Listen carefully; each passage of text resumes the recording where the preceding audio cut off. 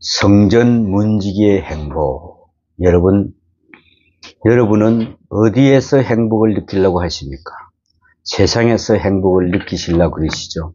참 좋죠? 이 세상이 얼마나 좋은지 모릅니다. 다 우리는 손 내밀면은 다 얻을 수 있는 그런 위치에 있으니까요. 그런데 또 다른 것이 있습니다.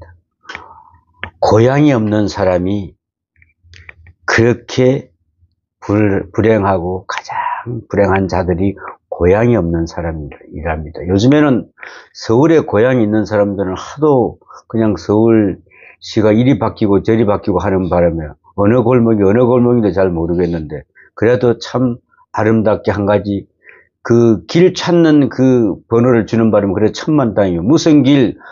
그래도 그 동네에 그 길은 또 있잖아. 고향을 떠나서 방황하는 사람의 모습을 보면은 정말 가슴 아프게 일이 참 많습니다. 또 옛날에 보면은 그 실향민들이 참 그때 한국에 나와서 있어도 못 찾고, 그때 그 KBS에서 그 방영을 할 때에 얼마나 많은 사람들이 울고불고 잠을 자지를 못하고, 너 어디 있어서 하면서 그래 안고 있는 모습 얼마나 감격하는지. 요즘에는 또 우리나라에 넘어온 그 기순한 자들도, 탈북한 자들이 보면은, 탈북했다 그러면 잘 안 된답니다. 그죠? 한국으로 찾아온 사람들이, 그분들이 한 300만 명이 지금 들어와 있어요. 그 300만 명이 저기에 고향을 잃고 와 있다는 것을 볼 수가 있습니다. 300만 명, 여러분 이게 별로 실감 안 나죠? 그럴 겁니다. 실감이 안 나죠. 그런데 이걸 뭐냐면은 출애굽할 때 애굽에서 나올 때 한 300만 명이 나왔습니다. 그 300만 명이 온다는 게 얼마나 대단한지. 그분은 뭐를 버리고? 고향을 버리고, 다시 찾아갈 수 없는 고향을 버리고 왔습니다. 고향 없는 사람은 불행한 사람입니다. 더욱이 마음의 고향이 없는 사람은 더 불행한 사람입니다. 이것은 더할 나위 없이 불행한 사람이라고 생각합니다. 우리가 어디 있든지 항상 우리의 마음의 고향을 두고 그것을 중심에 사는 것이 복이라 생각합니다. 둘째로, 불쌍한 사람은 믿음이 없는 사람이다 그랬습니다. 믿음이 없는 사람. 너무나 오랫동안 많은 일에서 배신을 당했던 사람들, 또 부모로부터, 이성으로부터 혹은 사회로부터 계속 속기만 하고 이젠 믿음을 잃어버린 사람들이 참 많이 있답니다.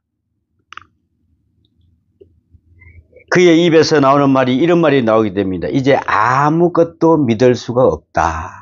아무것도, 나 자신조차도 믿을 수 없다고 합니다. 믿을 것이 아무것도 없다고 하는 사람은 참으로 불행한 사람입니다. 이것은 바로 병입니다. 병.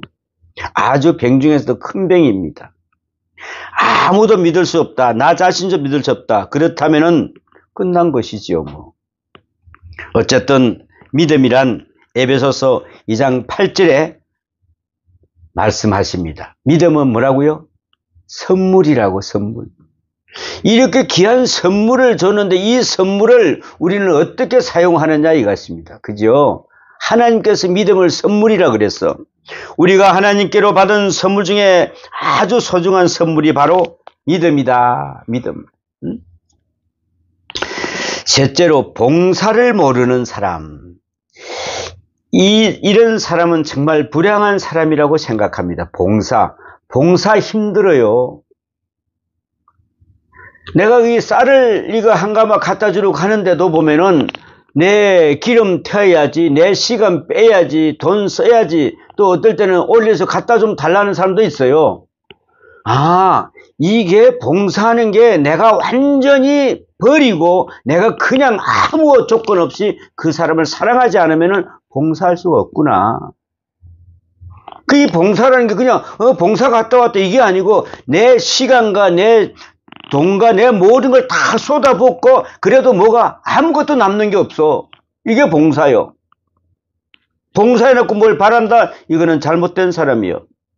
봉사의 대상이 없는 사람이 참 이것도 불행한 사람이랍니다. 그래서 할 일이 없고 온 마음과 온 정성을 다 기울일 수 있는 그러한 일거리나 그러한 일의 대상을 가지지 못하는 사람은 참으로 불행한 사람이다.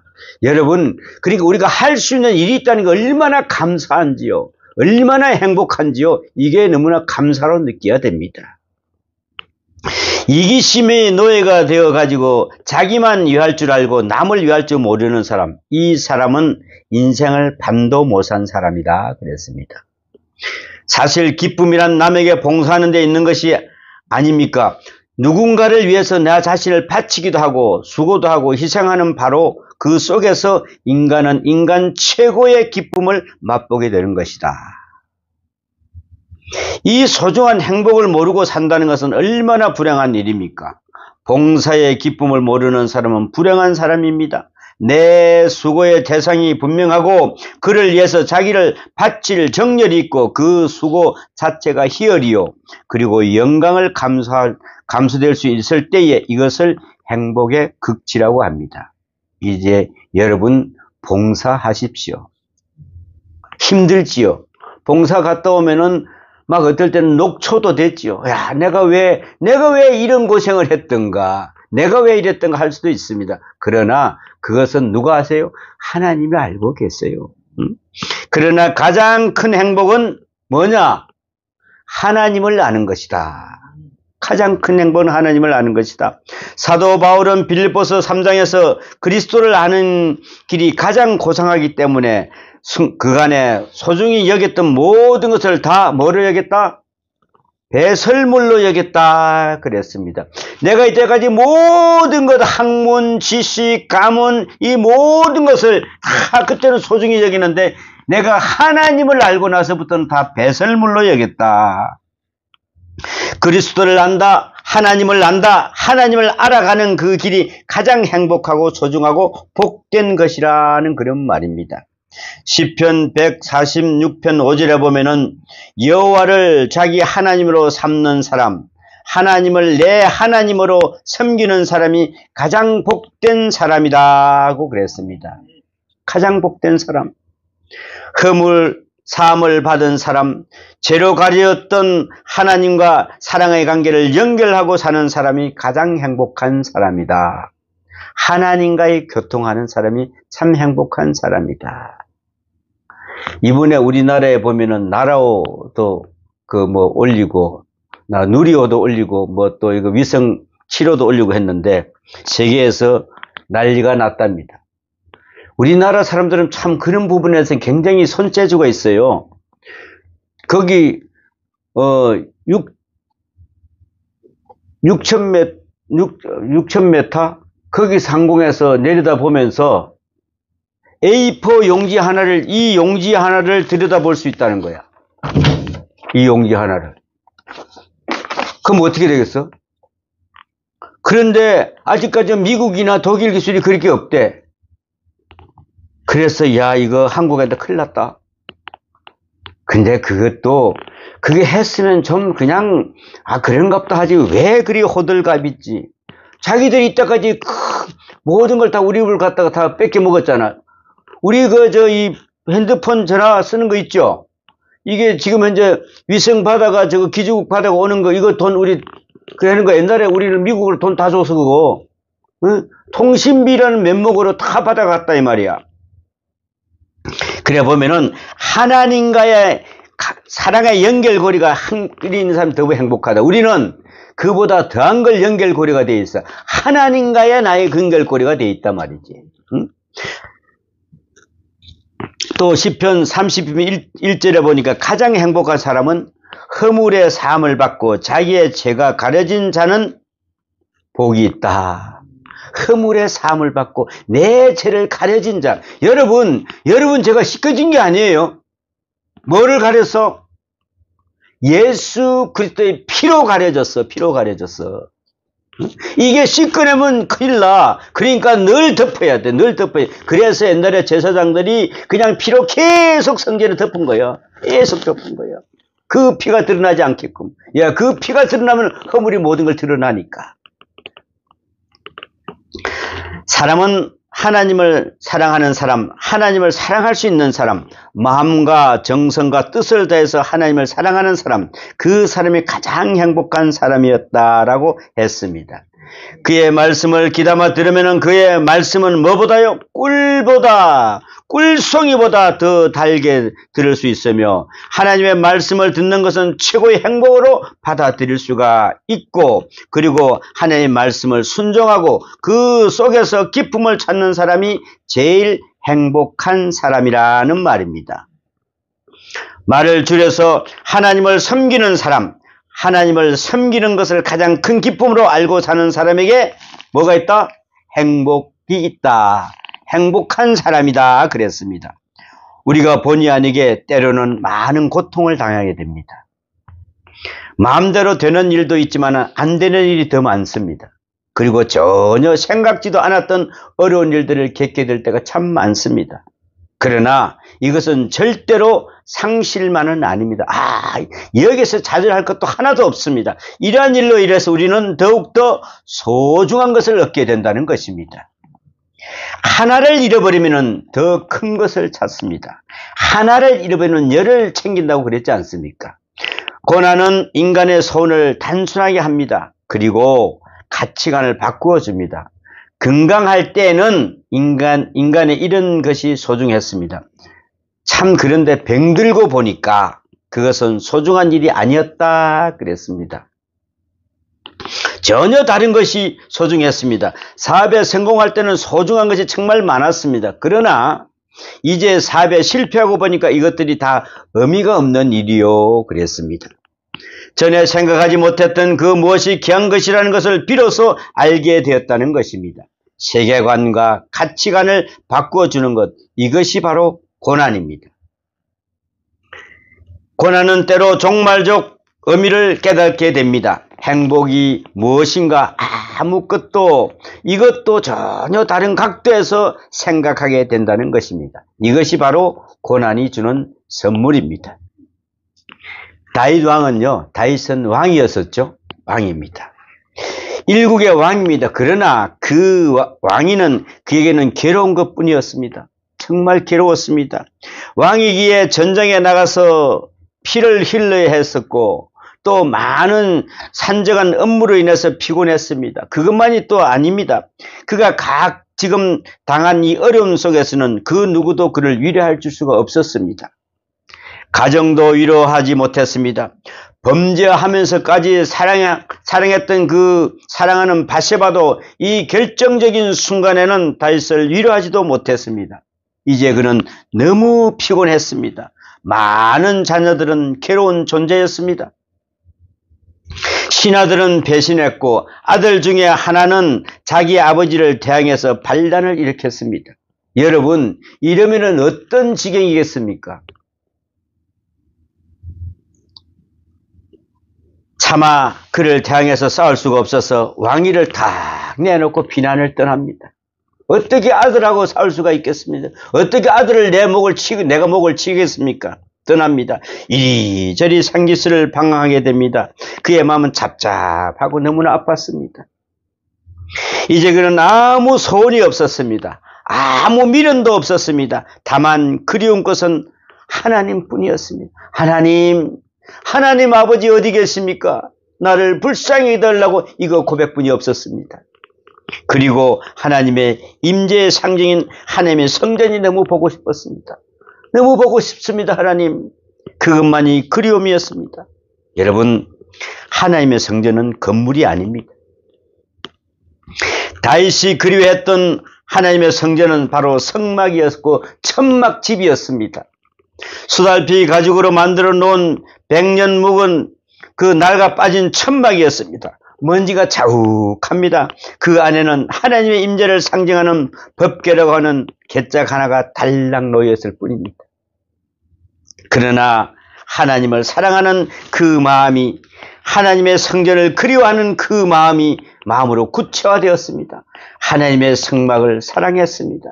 그리고 하나님의 성전에 나가보는 것이 소원이었습니다. 오늘 본문 84편은 그러한 마음속에서 하나님을 노래하고 하나님께 대한 사랑의 고백을 실은 바로 시입니다. 뭐라고 합니까? 하나님의 장막이 어찌 그리 사랑운지요. 너무나 사랑스럽대요. 그 먼지 투성이가 나고 펄펄 된 몇백 년 된 그 가죽이 뭐가 사랑스럽겠습니까? 그러나 그걸 보는 것이 아니라 하나님의 임재사실을 보는 것입니다.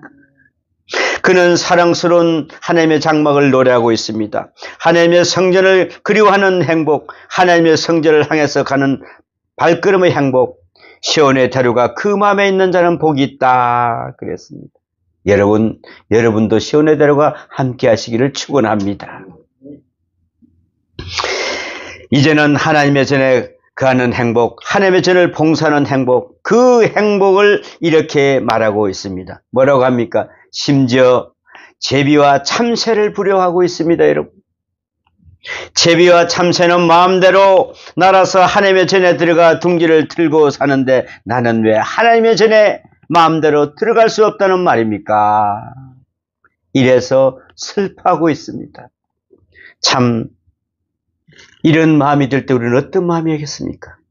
전에 제가 어떤 목사님으로부터 딱한 사람을 한번 만나본 일이 있습니다.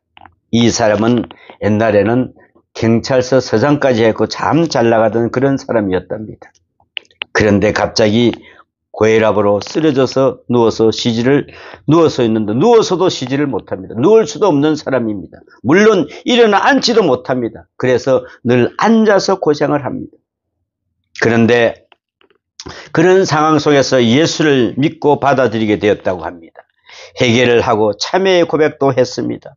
신앙 고백도 했다고 들었습니다. 그런데 처음에는 이분이 소원이 너무나 많았답니다. 제가 빨리 나가서 이것다고 저것다고 다 하고 싶다고 하는 많은 계획을 세웠답니다. 그런데 2년이 지나고 3년으로 가게 되자 마지막에는 아무 소원이 없어지더랍니다. 오직 하나만 목사님 부탁합니다. 그러더랍니다. 뭐겠습니까, 여러분? 목사님, 나 한 번만 어떻게 해서라도 교회 나가서 예배 드리게 해주세요. 한 번만 예배 드리고 교회 나가 보고 죽었으면 한이 없겠습니다. 그렇게 고백하도록 했습니다. 목사님, 제가 이것이 소원입니다. 소원을 이루고, 그 목사님은 소원을 이루어 드리고 싶었지만은 의사의 말을 의하면은 차를 타고 가다가 혹시 그 안에서도 문제가 될까봐, 또 가족들한테 또 원망 드릴까봐, 그래서 간절한 소원을 이루어지지 못하고 그는 3년 만에 세상을 떠나고 말았습니다. 여러분, 이게 나무 이야기가 아닙니다. 내 다리가 단장 아파서 교회 못 가면은 그거 어떻게 하겠습니까? 그렇습니다. 우리가 사는 이 순간에 나 한 번만 교회 나가보고 죽었으면 한이 없겠다 하는 사람 참 지금 많이 있습니다. 그러한 소원이 있다는 말입니다. 우리에게도 그렇게 소원하는 때가 온다는 말입니다. 아무 소원이 없습니다. 한 번만 더 교회 나가서 예배드리라는 그것만이 나는 소원이요 마지막 부탁입니다라고 고백한다는 것입니다. 그리스도의 마음의 고향은 바로 교회입니다. 교회에서 우리가 유아 세례를 받고요. 교회에서 세례받고요. 교회에서 결혼하고 또 좀 큰 교회는 교회에서 장례식도 합니다. 보십시오. 12살 된 소년 예수께서 부모가 너 왜 여기 있느냐고 물었을 때 뭐라고 이야기합니까? 내가 내 아버지 집에 있어야 될 줄을 알지 못하였나이까? 라고 물어봅니다. 여러분, 내 아버지 집에 내가 있어야 할 것이 아닙니까? 라고 말씀하고 있습니다. 이제 여러분, 이 교회가 여러분의 성막이 되어야 됩니다. 이곳이 봉사의 장이 되어야 됩니다. 1963년 프리스턴 대학에서 그 총장님이 예배 시간에 이야기를 합니다. 여러분, 저 큰 예배당에 한번 보십시오. 촛불이 있지 않습니까? 예. 그리고 거기에 있는 오래된 파이프 오르가는 국보급이라고 합니다. 굉장히 작은 큰 단청 벽돌집 예배당이 있었습니다. 바로 그 옆에는 도서관이 있었습니다. 총장님은 이렇게 이야기합니다. 이 예배당과 도서관이 가지런히 있다는 것을 잊지 말라고 말합니다. 교회는 우리의 마음의 고향입니다. 도서관은 우리의 지성의 고향입니다. 그리고 또한 한 가지의 말씀이 더 있습니다. 교회당보다 도서관을 높일 수 없어서 돈을 조금 더 많이 들여서 한 층 지하를 더 넣고 한 층을 지상으로 해서 예배당보다 낮게 도서관을 지었습니다. 돈을 많이 들여가면서도 도서관을 채플보다 낮게 지었다는 그 의미를 아시오. 그것이 바로 프린스턴의 정신이요. 이렇게 말했답니다. 도서관과 채플을 간절히 지어야 합니다. 하지만 언제나 도서관보다 교회가 위에 있어야 합니다. 이것이 바로 그리스도인의 마음이다 그랬습니다. 도서관이 교회보다 위로 올라 있으면 그 보기가 무한하니까 지하를 한 층을 더 파서 거기를 공간을 넓히더라도 더 교회당보다는 올리지 말자. 우리의 모습은 이런 모습이 되어야 된다, 이런 것입니다. 그래서 우리는 교회보다 내가 더 높임을 받아서는 되지 않는다는 것이죠. 우리는 평생 교회에서 살지 않습니까? 미국에는요, 공동모지에 가면은 장례식을 위해서 만들어 놓은 채플, 그러니까 조그마한 예배당이 있답니다. 그 예배당인데, 이는 주일날 예배 드리는 것이 아니고 장례식에만 위해서 만들어 놓은 예배당입니다. 그런데 여기에서 결혼식을 하는 사람들이 있답니다. 이해가 갑니까? 왜 여기서 결혼을 하느냐고 물었답니다. 그랬더니 여기서 장례식까지 하려고요. 미리 예행 연습을 한다는 것입니다. 내 결혼하면서 앞으로 여기서 나도 장례식도 할 건데 꼭 같이 어찌 보면 참 옳은 이야기도 합니다. 어차피 우리는 한 번 났으니까 한 번 죽어야 될 거 아니겠습니까? 결혼식과 장례식이 따로 될 것은 없지요. 다 같이 아버지 집에서 이루어진다 이 말입니다. 아버지 집에서. 우리는 평생 교회 안에서 삽니다. 세상에서 부모를 잘 만났다는 것은 큰 복이지요. 또 한 가지, 공부하는 사람은 선생님을 잘 만나는 것이 보통 복이 아닙니다. 선생 잘 만나야 됩니다. 잘못 만나면 불행합니다. 우리 믿는 사람으로서는 교회를 잘 만나는 것이 또 복입니다. 이것 잘못 만나면은 내 구원과 관계가 있습니다. 교회를 잘 만나는 것이 그것도 큰 축복입니다. 오늘 아침에 어떤 목사님이 카톡이 왔습니다. 자기가 이제 병원에 갔는데 갑자기 우울증이 왔답니다. 그래서 우울증을 위해서 저 시골에 가서 지금 혼자서 요양을 하다가 예배가 있어가지고 지금 올라오는 중입니다. 목사님, 제가 그런 카톡을 보냈어요. 목사님, 우울증이 웬 말입니까? 하나님의 자녀가. 근데 이거는 예수를 믿는다 그러면서 예수는 없고 내 자신을 계속 이렇게 거기에 끌어넣고 있는 것입니다.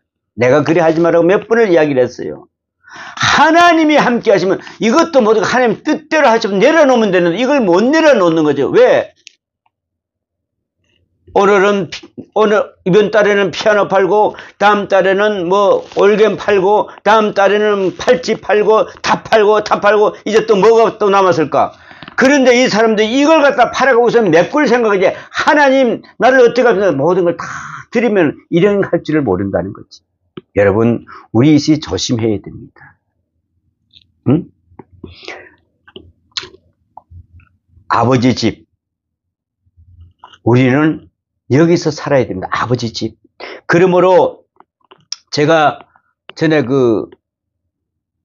우리 한 몇 명이 모여서 우리나라에 있는 미개척 교회를 찾아갔는데 하루는 쭉 한 6명에서 가다 보니까 시골에 갔는데 보니까 수요일 날 예배 드릴 때가 됐어요. 야, 이거 우리 가서 수요 예배 드리는데 어디서 드리지? 그러다 보니까 저기 보니까 십자가 하나 탁 보이는 거야. 빨리 가자. 저기를 가서 예배 드리자.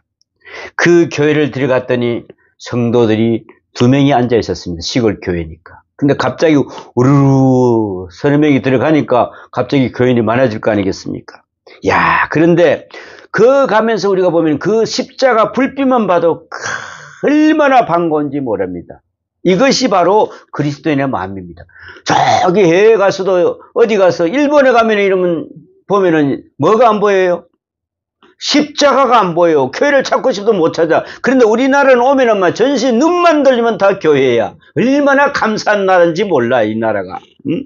여러분 자녀 교육할 때도 학군 좋은 곳으로 가가지고 저번에 뭐 어떤 재벌 그 부인이 아들을 좋은 학군을 보내가 이번에 뭐 좋은 대학 저걸 한다 그러는데 역시 당연한 거 아니겠습니까? 자녀 교육도 제대로 하자면 이사를 다녀요. 그것은 당연한 겁니다. 그러나 우리는 교회 주막, 교회 장막, 아버지의 집에서 함께 살아야 됩니다. 이것이 우리의 삶입니다. 이것이 내 마음의 고향이 되어야 됩니다. 주의 집에 가는 자, 주의 집에 사는 자, 주의 집을 봉사하는 자가 복이 있다는 그런 말입니다. 오늘 본문에는 주의 집에서 하루를 사는 것이 다른 곳에서 몇 날이요? 천날을 사는 것보다 낫습니다라고 행복하다고 고백하고 있습니다. 창세기 47장 9절에 보면은 야곱은 바로왕 앞에서 이렇게 이야기합니다. 내 나이가 130입니다. 험악한 세월을 살았습니다. 오랜 세월을 봐야 욕만 많았습니다. 이렇게 이야기합니다. 문제는 내 아버지 집에서 하루가 밖에서 첫날보다 그것보다 아름답다. 그것이 바로 그리스도인의 고백이 되어야 됩니다. 하나님과의 바른 관계에서 하루를 살 것입니다. 악인의 장막에서 편안히 살기보다는 하나님 집 문밖에서 문지기가 되는 것이 그것이 더 좋다는 그런 말입니다. 악인의 장막 같은 세상이요 불의한 세상에 살기보다는 내 아버지 집에 살고자 하는 것이 우리의 바로 소원이 되어야 한다는 것입니다. 주님, 저는 아버지 집에서 살고 싶습니다. 그곳에서 나는 문지기 역할을 감당하고 싶습니다라는 이런 고백이 나와야 됩니다. 6.25 때 있었던 이야기라고 합니다. 비난길을 나오는데 어느 장로님이 있었답니다. 이분이 보니까 성미가 좀 급하고 굉장히 까다로운 분이신데 자꾸 오는데 보니까 가다가 서고 길이 막히고 이러다 보니까 막 힘드니까 나는 고향으로 돌아가겠다 그럽니다. 왜 돌아가겠냐 그러니까 나가봐야 뭘 하겠느냐. 나는 교회에 돌아가서 한 번 더 기도하고 죽으려네. 그러면서 다시 나는 교회에 들어가서 한 번 더 봉사하고 그냥 그 자리에서 죽을라네 하면서 무슨 비난은 비난인가 하면서 그렇게 말하시면서 교회를 돌아갔답니다. 그리고 정말 그분은 그곳에서 순교를 했답니다. 아버지 집에서 하루를 사는 것, 그것이 악인의 장막에 사는 것보다 그 영광을 보다 더 한다는 그런 것입니다. 그리스도인의 고백은 바로 이렇습니다. 내 아버지 집에서 문지기가 되겠습니다. 하루의 문지기라도 그것이 더 아름다운 것이라는 이런 말입니다. 봉사하는 기쁨, 수고하는 특권, 그것을 영광으로 하는 그 믿음이 필요하다는 그런 것입니다. 그 뜻의 의미를 알고 사리에 넘쳐 봉사하며 교회를 섬기는 것보다 더 아름답고 귀한 것은 없다 그랬습니다. 이스라엘 사람들의 기록에는 이런 말이 있다고 합니다. 사람들은 안식일을 철저하게 지킵니다. 이스라엘 사람들은. 그런데 이스라엘 사람들은 안식일을 지킨 것이 아니라 안식일이 이스라엘을 지켰다고 하는 말을 합니다. 맞는 말이지요. 무슨 말이냐 하면은 나라 없이 2000년을 방황하던 사람들이었지만은 안식일을 부지런히 지켰다는 일, 안식일이 이스라엘의 민족을 지켜줬다는 그런 말입니다. 그렇습니다. 그 조그마한 나라가 전 세계에 퍼져 있는 이스라엘 모든 민족들이 하나로 뭉쳐 보십시오. 엄청난 힘을 발휘한다는 것입니다. 이것을 묶어주는 끈이 바로 안식일을 이었다는 것이죠. 우리가 하나님의 교회를 섬기고 봉사해 나가는 동안에 마침내 교회가 나를 지켜주고 내 명예를 지켜주고 내 생명을 지켜주고 내 영광을 지켜줍니다. 이것이 바로 교회입니다. 우리가 피곤하다는 이유로 헛된 일을 했기 때문에 그렇습니다. 뒤에 생각해보면 다 후회스러울 일뿐이 없습니다. 오직 그 나라와 그 의를 구하라 그랬습니다. 교회를 위하여 섬기고 봉사하는 것은 영원히 후회가 없습니다. 이것만이 자랑거리가 됩니다. 제가 전에 다니던 그 교회에 있었는데 참 뭘 봉사하라 그러면 저도 봉사 잘 안 했어요. 아니 그게 또 내 말고 다른 사람 많이 있잖아. 그 사람 하면 되지. 근데 꼭 가서 가보면은 봉사하는 사람 몇 명뿐이 아니야. 꼭 하던 사람을 와 있어. 그 하루는 내가 거기 가서 야, 뭐 청소를 하라 그러는데 보니까 뭘 안 하더라고? 화장실 청소를 들어가는 사람 하나도 없어. 그래서 내가 장갑을 끼고 화장실 청소를 했어. 그러다 보니까 나하고 다음부터는 무조건 나보고 화장실 청소만 하래요. 응? 그래서 내가 열심히 계속 했어. 근데 나도 어제 수세미를 닦고 아래를 닦고 여자 청소를 내가 여자 화장실을 청소하라고 했더니 여자 화장실은 하지 말으래. 왜? 좀 더 남자 화장실보다 좀 더 안 좋대. 그래서 그러면은 다른 집사님 하시고 그랬는데 우리 여러분 이 봉사가 이게 아무 조건 없이 해야 이게 즐겁지. 나도 가끔 1층에 이 화장실 가보면 어떨 때는 그냥 누가 그냥 소변을 갖다가 밖에다 막 싸놓은 사람이 있어. 야, 그럼 어떨 때 가끔 확 신경질도 나. 그래서 내가 뭐라고 이야기하는 거 아세요? 하나님, 이것도 봉사지요. 그래, 이거 안 하면 누가 닦겠습니까? 그래서 싹 닦아놓고 물을 싹 칠하면, 야, 깨끗하게 얼마나. 그래서 우리 또 신집사님이 거기다가 뭘 걸어놨어? 향기라는 걸 촥 뿌려놔서, 야, 그게 하면 촥 나오면 얼마나 깨끗한, 야, 참 잘했다. 그리고 내려온다는 말이죠. 그렇습니다. 평안도에 가서 선교하던 미국 선교사님이 이런 말이 기록이 되어 있답니다. 선교사님이 어떤 시골에 갔는데, 웬 사람이 밭을 가는데, 소멍에를 메고 아버지가 끌고 가면서 아들이 뒤에서 그 고삐를 잡고 밭을 갈더라는 거죠. 하도 이상해서 가까이 가서 보니까 마침 그 선교사님이 아는 장로님이었답니다. 장로님, 어째서 소가 매는 멍에를 메고 밭을 갈고 있습니까? 이렇게 물어봤답니다. 예, 제가요, 예배당 짓는데 소를 팔아버렸거든요. 그래서 졸지에 제가 소 대신에 밭을 갈고 있습니다. 장로님은 그 얼굴빛을 여전히 밝고 감사하고 찬송이 넘치더랍니다. 그래서 어리석고 미련한 것 같아도 그분만이 가지는 기쁨이 헤아릴 수 없었다 그랬습니다. 그래서 뭐라 그랬습니까? 여호와 하나님은 해요 방패시라. 여호와께서 은혜와 영화를 주시면 정직히 행하는 자에게 좋은 것으로 아끼지 아니할 것임이라 그랬습니다.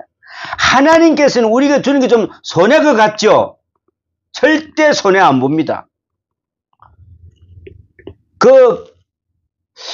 나는 어떨 때 보면, 이거 저거 하고 나면 아무것도 없는데, 그런데 드리고 나면은 그게 그렇게 편안해요. 그런데 몇 배가 돌아오는 줄 알아요? 셀 수가 없어. 그래서 이렇게 사는 사람이 인색한 하나님 아닙니다. 하나님은 부유하신 하나님이세요. 그래서 넘치도록 채워주십니다. 여러분, 이제 하나님께 드린 걸 너무나 인색하다 생각하지 마십시오. 하나님은요, 받으시면은 몇 배를 주실까? 우리 김희철 전선 몇 배나 주실까? 20배, 30배, 60배, 100배. 야, 이걸 내가 30배를 30 곱하기 37 곱하기 36. 그럼 이건 무한대수야. 우리가 100배, 100개 이거 아니야. 무한대수야. 무한대로 주시는 하나님. 그래서 오늘도 여호와의 집을 섬기는 자에게 축복과 영광이 항상 함께 하시기를 축원합니다. 기도합니다. 은혜로우신 아버지 하나님, 이렇게 불화하고 어수선한 세대지만 한정해서 하나님 앞에 예배할 수 있는 자유를 주시고 하나님의 교회를 마음대로 와서 예배할 수 있도록 해주신 일에 감사를 드립니다. 하나님을 섬길 수 있는 특권을 허락해 주심을 감사합니다. 하나님 아버지, 우리가 마음과 정성을 다해서 다윗처럼 주의 절을 사랑하게 하시고 봉사하게 하여 주심을 감사합니다. 주의 절에 사랑하는 자에게 약속하신 그 모든 축복을 받을 수 있도록 은혜를 내려 주시옵소서. 이 모든 말씀 우리 주 예수님 이름으로 기도하옵나이다. 아멘.